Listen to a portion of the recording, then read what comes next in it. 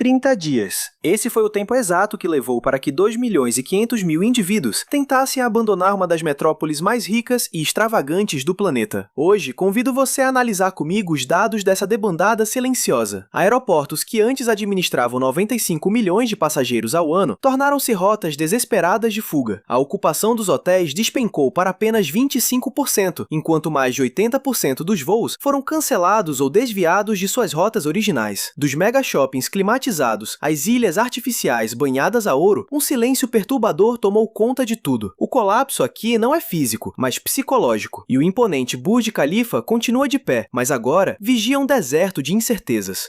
São 828 metros de puro aço e vidro cortando o horizonte do deserto exatamente como antes. Nenhuma viga cedeu, mas o significado daquela estrutura mudou radicalmente. Até fevereiro de 2026, aquela torre simbolizava o controle e a ambição humana sobre a natureza. Porém, após o dia 28 daquele mês, quando ordens de evacuação forçaram o fechamento de todos os 163 andares e rastros de fogo cruzaram o céu ao lado do edifício, o prédio mais alto do mundo deixou de parecer seguro. O fluxo de visitantes nos mirantes despencou de quase 48% para menos de 15%, provando que quando a percepção de segurança desmorona, a estrutura física perde todo o seu valor.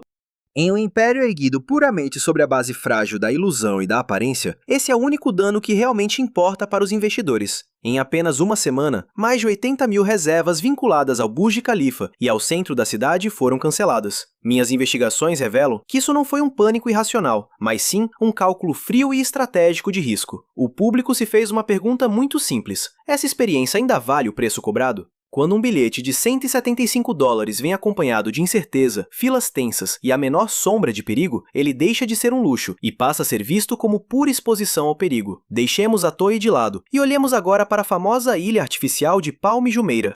Aquele era o refúgio planejado para que os ultra-ricos pudessem comprar não apenas propriedades luxuosas, mas um isolamento total contra o caos do mundo exterior. Um paraíso artificial, onde a instabilidade jamais deveria penetrar. Se você e eu analisarmos as planilhas financeiras atuais, veremos que o isolamento não garante proteção real. No início de 2026, essa ilusão começou a rachar de forma evidente. As taxas de ocupação na ilha despencaram cerca de 45%. Mansões de milhões de dólares estão sendo liquidadas com prejuízos de até 30%. O dado alarmante é que essas propriedades não têm danos físicos, continuam belas e imponentes, mas perderam o verdadeiro motivo de sua compra original. Falo da sensação absoluta de segurança. Afinal, manter viva uma ilha artificial em mar aberto exige uma estabilidade sistêmica implacável, energia elétrica ininterrupta, água potável gerada por usinas de dessalinização extremamente caras e cadeias de suprimento de comida funcionando como relógios de precisão. Quando os portos congestionam e o tráfego aéreo se torna incerto, toda essa frágil rede de dependência mútua fica exposta ao colapso. Para os bilionários que habitam ali, donos de jatinhos e contas no exterior, o gatilho para a fuga não é a catástrofe iminente. É o simples desconforto. Uma leve oscilação operacional basta para que decidam partir em silêncio. Caminhar por aquelas ruas hoje nos dá a exata sensação de estarmos no set de um filme apocalíptico. Ferraris e Lamborghinis repousam sob espessas camadas de poeira do deserto, abandonadas pelas calçadas como brinquedos esquecidos. Clubes de praia que antes pulsavam com música eletrônica e champanhe, agora estão desertos. Piscinas de borda infinita que abrigavam festas luxuosas, hoje refletem apenas a melancolia de um céu cinzento. Quando a noite cai, o silêncio revela um ruído revelador, o ronco abafado de iates luxuosos, deixando os decks rumo ao oceano aberto. Não vemos um êxodo desesperado aqui, mas sim a retirada calculada e fria daqueles que compreenderam a grande verdade sobre este lugar. Sem estabilidade, até uma ilha banhada a ouro se torna uma jaula dourada. O Dubai Mall nunca foi apenas um shopping, era um templo do consumo, criado para eliminar o vazio. Acompanhe-me por estes corredores hoje e você perceberá que a realidade é completamente outra. O fluxo de visitantes despencou para níveis catastróficos. Corredores que outrora reluziam com vitrines de alta costura, agora devolvem apenas o eco solitário de nossos próprios passos. Esse silêncio não é meramente a ausência de pessoas, ele traduz uma mudança profunda na psicologia de quem tem dinheiro, quando o amanhã se torna incerto. Em tempos de crise, a mentalidade do consumidor abastado muda em um piscar de olhos. Ostentar uma bolsa de grife que custa uma pequena fortuna deixa de trazer status e passa a parecer tolice. O foco agora gira em torno de liquidez financeira, proteção patrimonial e o que realmente preserva valor diante da tempestade econômica.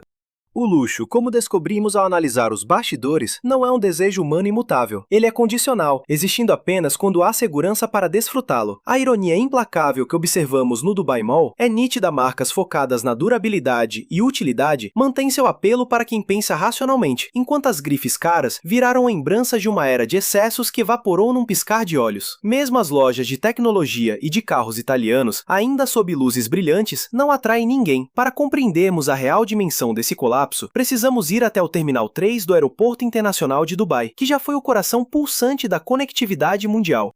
Eram 95 milhões de passageiros ao ano, 291 destinos e 110 países conectados por este único ponto do mapa. Porém, em março de 2026, esse motor começou a falhar visivelmente. No dia 1º de março, mais de 3.150 voos foram cancelados, em decorrência de graves falhas operacionais. Em poucas semanas, os desembarques caíram quase 80%, mas os terminais de embarque revelaram desespero. Voos lotados, tarifas aéreas 5 vezes mais caras que o normal e cada assento ocupado pela urgência da fuga. Ninguém viaja para Dubai hoje, as pessoas apenas tentam escapar. Bilhetes só de ida esgotam instantaneamente e os estacionamentos acumulam carros de luxo com as chaves na ignição.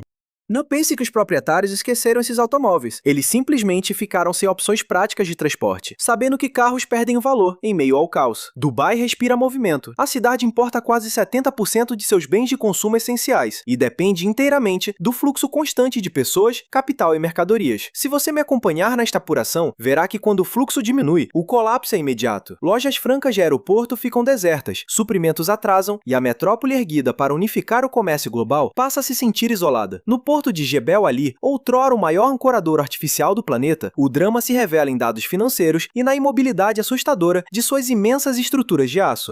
As gigantes mundiais de navegação enfrentam taxas extras de seguro contra risco de guerra, impostas pelas seguradoras da Lloyd's de Londres, que dispararam 10 ou até 20 vezes mais caras de um dia para o outro. Quando atracar um navio de contêineres custa mais do que o valor total da própria carga transportada, desviar a rota para Omã ou para a Arábia Saudita não é uma decisão movida por pânico ou emoção. É pura matemática financeira. Guindastes automatizados, que eram o orgulho da vanguarda tecnológica local, hoje estão estáticos sob um calor sufocante. Milhares de contêineres acumulam poeira no porto. Mercadorias destinadas à exportação não têm navios de carga, e as importações permanecem travadas no labirinto burocrático dos novos controles de segurança.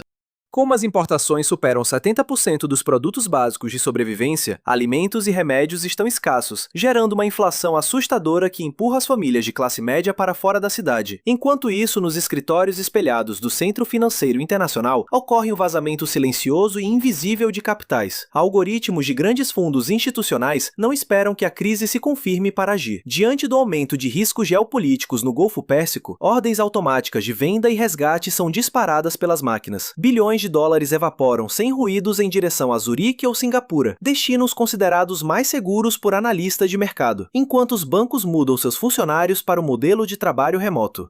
Essa debandada corporativa é uma desculpa polida para fugir sem instaurar o pânico geral no mercado financeiro. Se você e eu pararmos para observar, encontraremos o símbolo mais marcante desse declínio em um local inesperado, a fonte de Dubai. Durante anos, os jatos de água de 150 metros de altura, sincronizados com música clássica, eram um pulsado centro comercial. Em meados de 2026, o espetáculo desligou-se em definitivo. Manter aquela atração consumia milhões de galões de água doce diariamente. No meio do deserto, toda essa água depende de processos caríssimos de dessalinização, o luxo energético que o sistema atual não consegue mais sustentar.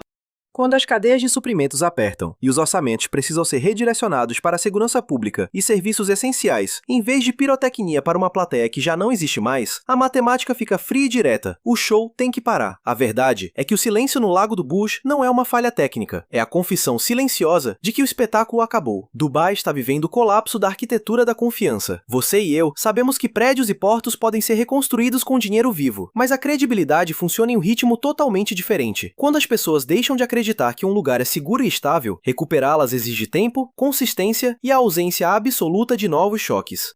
E nada disso pode ser comprado da noite para o dia. Dubai ergueu seu império sobre a ilusão da certeza absoluta. Eles não vendiam apenas mansões de luxo, turismo exótico ou logística impecável. Eles vendiam a promessa inabalável de que tudo funcionava perfeitamente dentro de suas fronteiras. Mas no segundo em que essa convicção balançou todo o castelo de cartas, começou a ruir. Sensores inteligentes e luzes automáticas ainda funcionam ao anoitecer, mas uma metrópole de verdade não é feita só de concreto e fibra ótica. Uma cidade é feita da confiança das pessoas, e essa confiança está indo embora agora mesmo, em silêncio e sem data de retorno. Resta saber se o sonho que venderam ao mundo um dia voltará a ser real.